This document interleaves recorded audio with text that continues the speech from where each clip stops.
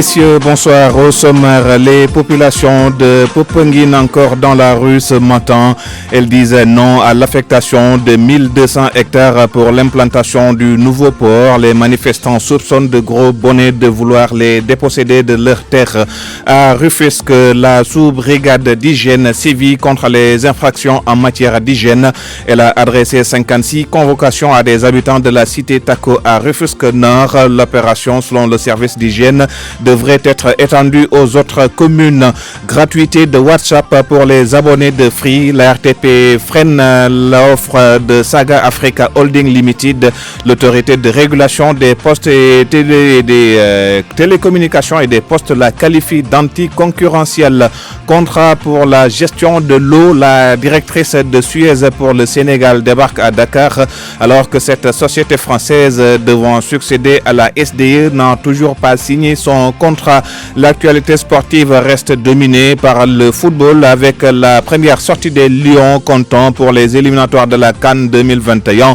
Le Sénégal accueille le Congo à Thiès. Les détails dans la page des sports de Youssouf Bodian. Dans le débrief, nous serons avec Sadir Nias de la RADO pour reparler du cas de Hissène Habré dont l'état de santé se serait dégradé. Amadi Ndiaye est à la partie technique, Pabes Débat à la présentation. Bienvenue à tous.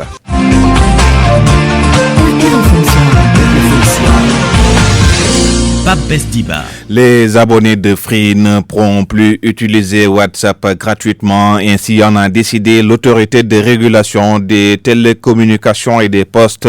La RTP enjoint Saga Africa Holding Limited, propriétaire de la marque Free, à retirer cette offre pour le régulateur. L'offre est anticoncurrentielle. Contrat d'affermage pour la gestion de l'eau.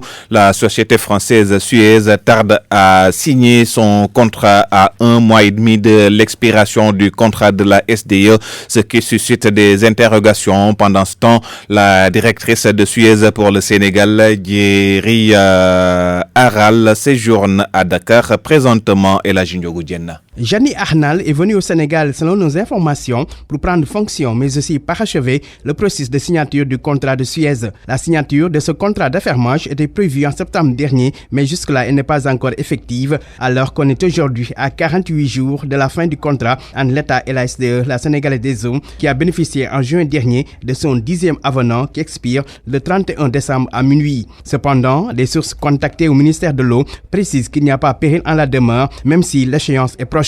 Nos interlocuteurs d'ajouter que le processus est presque à terme et le contrat sera paraphé dans les prochains jours, mais sans avancer de date exacte, ce qui devrait permettre à la société de droit sénégalais de prendre le relais de la SDE à partir du 1er janvier 2020. L'attribution du contrat d'affermage pour la gestion de l'eau en zone urbaine et périurbaine a connu plusieurs péripéties. Et même la bataille judiciaire n'est pas encore totalement terminée puisque la SDE a introduit un rabat d'arrêt après avoir été débouté par la Cour suprême. Mais le rabat d'arrêt n'est pas suspensif. Au-delà de cette bataille judiciaire, il y a aussi une bataille sociale menée par les travailleurs de la Sénégalaise des eaux. Ils continuent de réclamer 15% des actions de la nouvelle société en lieu et place des 5% proposés par l'État. La guerre de l'eau n'a donc pas encore livré tous ses secrets, une guerre qui fait rage au fur et à mesure que l'on s'approche de la date fatidique du 31 décembre. RFM, la radio de toute l'actualité. Popenguine Ndayane ne décolère toujours pas contre l'extension du port de Ndayane. Ses habitants ont organisé ce matin une marche et un récital de Coran. Ils demandent au chef de l'État de limiter le port sur 600 hectares et non 1200. Ces populations soupçonnent une volonté de les spolier de leurs terres. Abdourahmane Diallo. Des habitants de Popenguine Ndayane dans les rues, mais ils ont d'abord fait un récital de Coran. Omar Sen, membre du comité d'initiative pour le développement de Ndayane. On a fait une lecture du Coran à la place Boébi, la place mythique du village. Donc les anciens sont regroupés là-bas, ils ont fait des prières pour le village et pour le projet. Et je pense que qui connaît Ndayane connaît ses arrières. Donc nous sommes prêts à tout. Ces habitants continuent de dire non aux 1200 hectares octroyés à Dubai Port Road. Dubai Port est venu à l'époque, en 2017, lors de l'entame du projet du port multifonctionnel de Ndayane. Ils ont demandé une assiette foncière de 600 hectares. Et les populations ont été d'accord sur cet aspect. On avait jugé que 600 hectares pourraient suffire pour contribution pour ce projet. Mais à notre grande surprise, ils ont passé de 600 à 2000 puis à 1200 hectares. Donc nous, on n'est pas d'accord pour ces 1200 hectares-là. Ces populations de Popenguine Ndayane disent ne plus croire croire aux promesses des ministres Omar Gueye et Oumar Youm. On a appelé directement le président du Presse. D'ailleurs, on a déposé une demande d'audience pour qu'il nous reçoive. Parce que les ministres qui sont passés là, ils ont tenu des propos qu'ils n'ont pas respectés. Donc nous, aujourd'hui, notre seul interlocuteur aujourd'hui, c'est le président de la République. Il y a le directeur du port qui va nous rencontrer, mais nous aurons souhaité parler au président parce que le dernier mot lui revient et c'est lui qui doit faire le décret. Cette marche et récital de Coran font partie des plans d'action du non-spéculation foncière à Ndayane. D'autres actions sont prévues dans le cadre de leur combat. RFM Bourg. Abdourahmane Diallo. La sous-brigade d'hygiène de Rufisque sort le bâton. 56 convocations pour délit d'hygiène ont été adressées à des habitants de la cité Tako, située dans la commune de Rufisque Nord. Cette opération entre dans le cadre de la lutte contre l'insécurité qui sera élargie à d'autres communes. Reportage Abdou Diouf Diagne. Cette opération de contrôle au niveau de la cité Tako a permis de déceler beaucoup d'infractions et délits d'hygiène. Major Mamadou Thiamfaye annonce des poursuites. On a constaté à peu près 6 délits et 53 convocations délivrées. Ce sont des infractions en matière d'hygiène. Les délits fréquents sont quand même les écoulements sur la voie publique, les dépôts de gravats sur la voie publique, les puisards construits sur la voie publique. Les gens qu'on a convoqués, ils refusent de venir. On va saisir la loi. Les autorités judiciaires ont été saisies. Donc les gens qui ont commis des infractions ou des délits, on va les poursuivre. Cette opération de la sous-brigade d'hygiène de Rufisque vient à son heure, car la situation sanitaire de ce quartier de Rufisque Nord est alarmante, selon Ousseynou Dian, adjoint du délégué de quartier. Cette opération est la bienvenue. C'est une opération qu'on a tant désirée, d'autant plus qu'aujourd'hui, la situation sanitaire de cette cité est devenue alarmante. On assiste à une montée délibérée de l'insalubrité. Donc, je crois que là, il n'y a pas de négociation à faire, il n'y a pas de sensibilisation à faire, il n'y a seulement qu'à appliquer la loi. Après Cité Tako, Mamadou Thiam et ses éléments vont élargir leurs actions dans les autres communes. Cette opération, on va les multiplier au niveau du département parce que nous, on est là pour la population, on est là pour sévir. Cette opération, on a initié en collaboration avec les maires parce qu'il n'est pas normal. Et chaque fois, les gens vidangent le fosse sur la voie publique. Ils utilisent les pompes pour évacuer le truc. Pour un meilleur suivi, la commune de Rufisque Nord promet de jouer sa partition en sensibilisant davantage les populations. RFM Rufisque, Abdou Diouf Diagne. WANEP Sénégal, en collaboration avec Strategic Capacity Group, entend épauler la police et la gendarmerie dans leur mission de prévention des conflits. Des zones de la banlieue dakaroise ont été choisies pour les phases tests avec le programme COPS. Ces quartiers, dans ces quartiers, donc implantés dans ces quartiers, va permettre de raffermir les liens entre les communautés et les forces de l'ordre. Le compte-rendu de Oumou Kalsomli. Pour faire face à l'insécurité qui jalonne dans certaines zones du Sénégal, WANEP, dans sa mission de prévention des conflits, veut favoriser la confiance et renforcer la collaboration entre les communautés et les forces de sécurité à travers le projet Stratégie de police de proximité. Rose Diatta, chargée du projet. Au niveau du département de Pikine, plus précisément dans les communes de Kermassar, Tivaouane, Diacksao, Thiaroye Gare et Pikine Ouest. Les GSP, on va les mêler dans le projet parce qu'ils sont au cœur de la sécurité. Ils travaillent de près avec les populations et ils sont quelquefois des agents au niveau de la police et de la gendarmerie. Dans son programme COPS, des quartiers comme Pikine Ouest, Thiaroye, Tivaouane, Diacksao et Kermassar ont été choisis pour la phase pilote. Venant des 45 départements du Sénégal, parce que nous avons des moniteurs. Et là, on s'est rendu compte que dans le système, c'est le département de Pikine qui enregistrait beaucoup plus de violence. Et là, on a voulu choisir le département. Également, on l'a choisi parce qu'il y a à la fois police et gendarmerie dans ce même département. Le chargé de mission des ASP apprécie l'initiative et pense qu'avec l'appui de la police et de la gendarmerie, la tâche sera plus facile. Léopold Gueye. Au niveau de l'ASP et qui s'insère concrètement et très bien dans le travail qui est en train d'être fait aujourd'hui. C'est une complémentarité.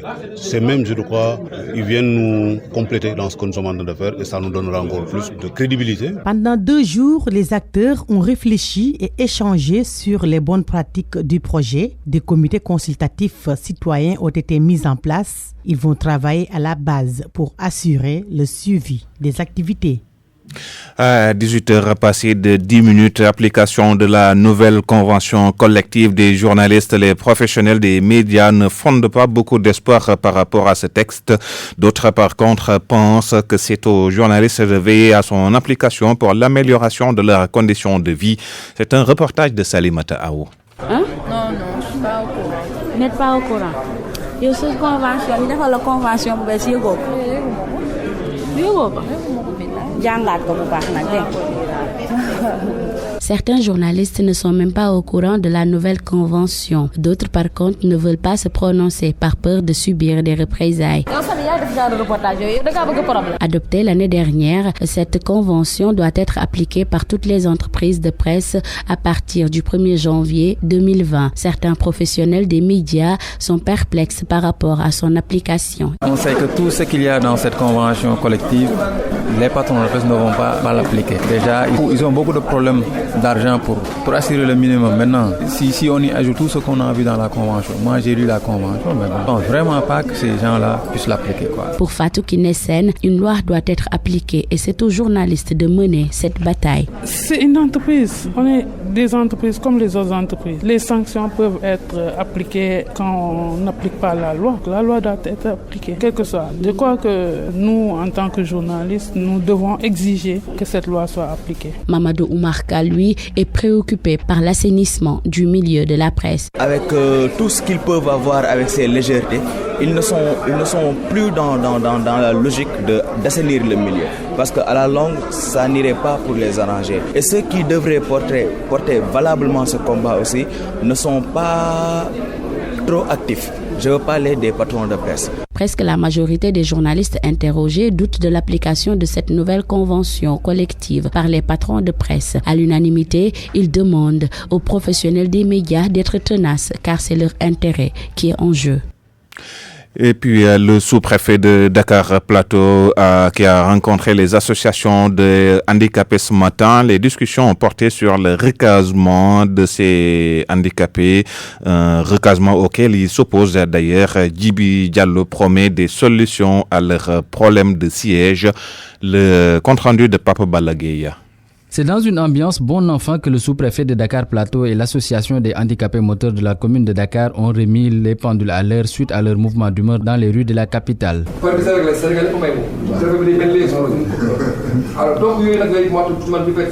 Menacé de se retrouver dans les rues à cause d'un souci entre le bailleur et la ville de Dakar, Mamadou Koli, le président de la dite association, estime que quitter leur siège actuel, c'est jeter par les fenêtres des années de travail. Nous avons beaucoup de projets que nous développons à la Russie. Imaginez que si on quitte ce siège-là, tout sera voué à l'échec. On va reprendre tout à zéro. Et le bailleur ne vont pas encore nous tenir en compte. Nous serons plus crédibles face aux bailleurs. Et c'est ça le danger. Et c'est pourquoi vraiment nous lançons un appel pour que toutes les autorités compétentes y mettent leur lycéen pour que cette situation soit réglée. Sensible à leur situation, le sous-préfet de Dakar s'engage aujourd'hui à porter le plaidoyer afin de trouver une issue heureuse. Il n'y a pas de personnes handicapées. J'ai toujours cru qu'il y a des gens qui vivent avec un handicap. Donc ce sont des personnes, des Sénégalais à part entière, comme tout autre Sénégalais, qui ont le droit, qui le réclament. Et c'est légitime et c'est opportun. Donc comme je l'ai dit, nous sommes plus attentifs aux couches vulnérables plutôt que d'autres couches.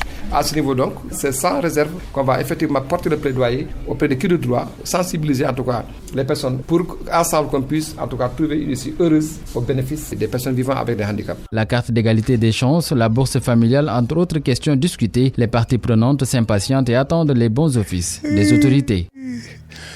18h14 minutes. Youssouf, bonsoir. Bonsoir, Pabès. RFM Sport. Alors, c'est la page des sports, l'actualité sportive, Youssouf, qui reste dominée par le match du Sénégal. C'est les Lions qui vont effectuer leur première sortie dans ces éliminatoires à Thiès. Dans 45 minutes exactement, Sénégal-Congo au stade Lat Dior de Thiès. On se rend pour retrouver nos envoyés spéciaux, Malal Junior Diagne qui est en ligne. Bonsoir Malal. Bonsoir Youssouf Bodian. Alors, quelle est l'ambiance au stade Lat Dior à moins d'une heure du coup d'envoi? L'heure est au remplissage au niveau des gradins.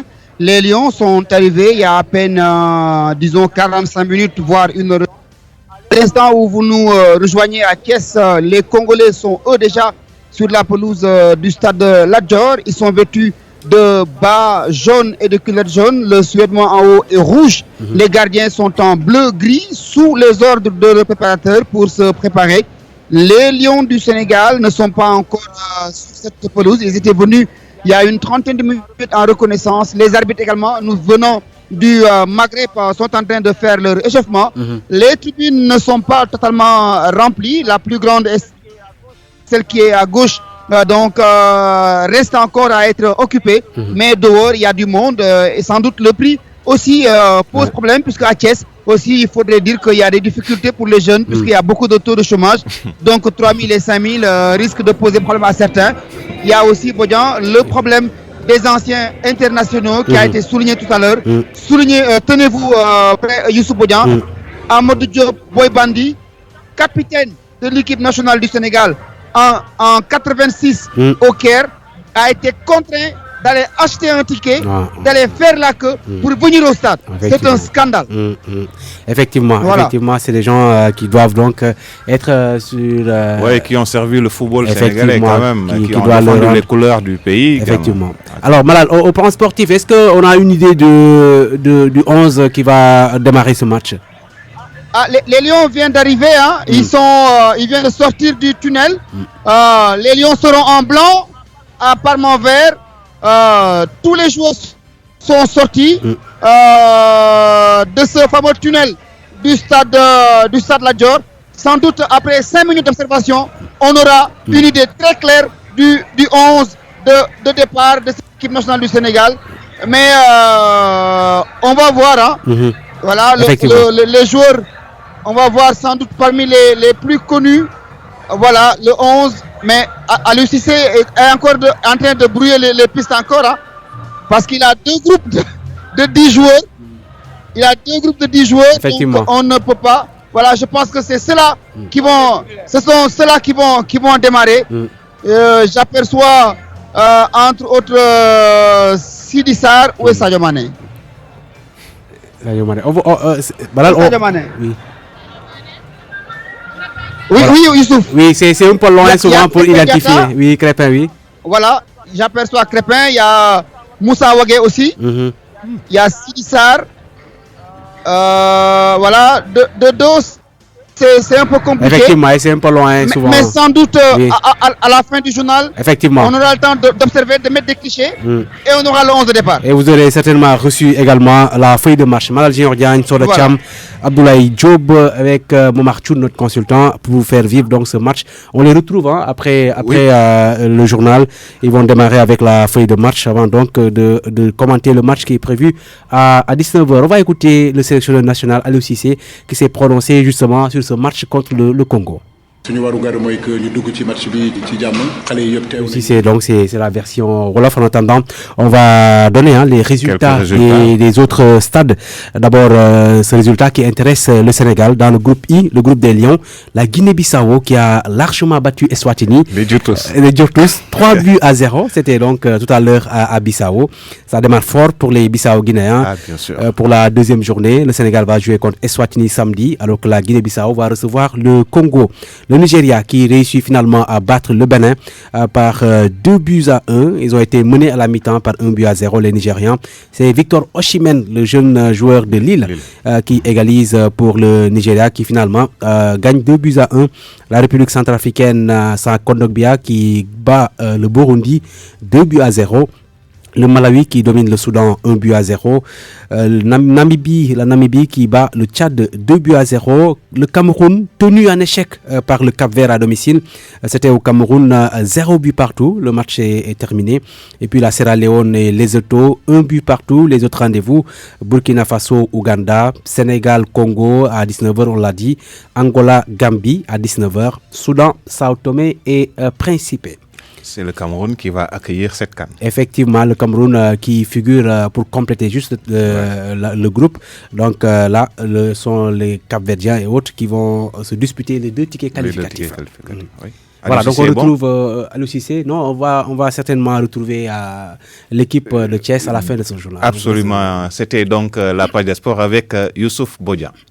RFM, partout, tout le temps. Nous passons à la rediffusion de Yonoutol avec Mamadou Amar Ndione. Bonsoir et bienvenue. C'est déjà la fin de l'hivernage, prétexte pour nous de nous intéresser à la situation du bétail dans le Sénégal oriental. À Kédougou, l'alimentation est difficile avec le déficit pluviométrique et la multiplication des cas de feux de brousse. Ibrahima Diabakhate. Malgré des conditions pluviométriques satisfaisantes, l'alimentation du bétail demeure encore une sérieuse préoccupation des éleveurs de la région de Kédougou. Le déficit des pâturages et les nombreux cas de feux de brousse hantent le sommeil des éleveurs. Pété Diallo est le président de la maison des éleveurs de la région de Kédougou. Actuellement, on est avec le problème de pâturage actuel, d'évagation avec le cultivateur. On est avec le problème là actuellement. Le problème de pâturage, maintenant les gens cultivent un peu partout. Pour qu'on va les bercer, notre vase, c'est un peu difficile. C'est le problème là. Maintenant, le paille est sec, les vases courent partout. On a avec le problème et puis les feux de brousse. Les gens, ils ont commencé maintenant à brûler la brousse.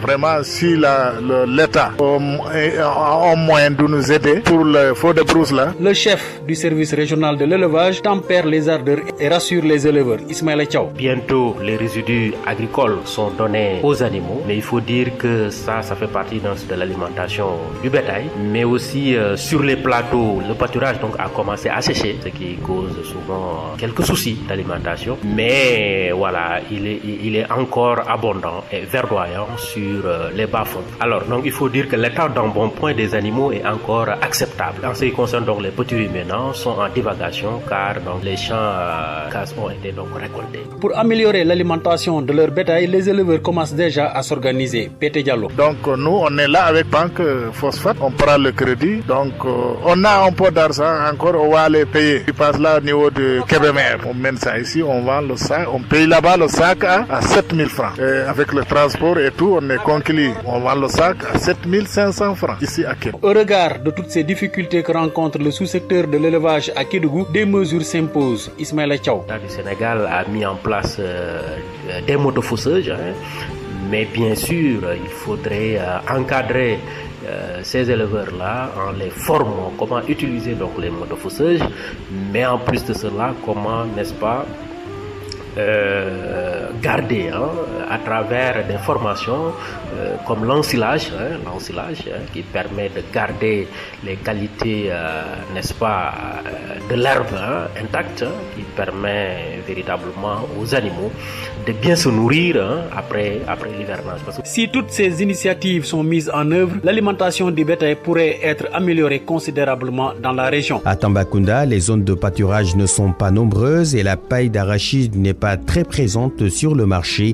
Moussa Oumargueye. Avec les feux précoces notés ici et là, les éleveurs de la commune de Bélé dans le département de Bakel ont du mal à accéder aux zones de pâturage. Seydouka est le maire de Bélé. La situation elle est un peu critique là où je vous parle parce qu'il y a l'autorisation de feux précoces qui nous a posé des problèmes. Parce que tu sais, avec le changement climatique, à partir du mois d'août, début septembre, le pluie ne vient pas. En mois d'octobre, novembre aussi, on a mis le feu précoce. Alors parce qu'il y a certaines zones, ça ne nécessite pas de mettre le feu précoce dans certains arrondissements, comme l'arrondissement Moudiri, comme l'arrondissement Bélé. L'ensemble des éleveurs nomades, ils sont déplacés, les moutons comme des vaches. Alors que ça pose des problèmes. Le feu précoce qu'on a mis, c'est devenu feu de brousse. Vraiment, je lance un appel pour l'année prochaine ou les années à venir, c'est pas la peine d'autoriser feu précoce. L'inspecteur régional de l'élevage et des services vétérinaires considère que la seule alternative est la promotion de la culture fourragère.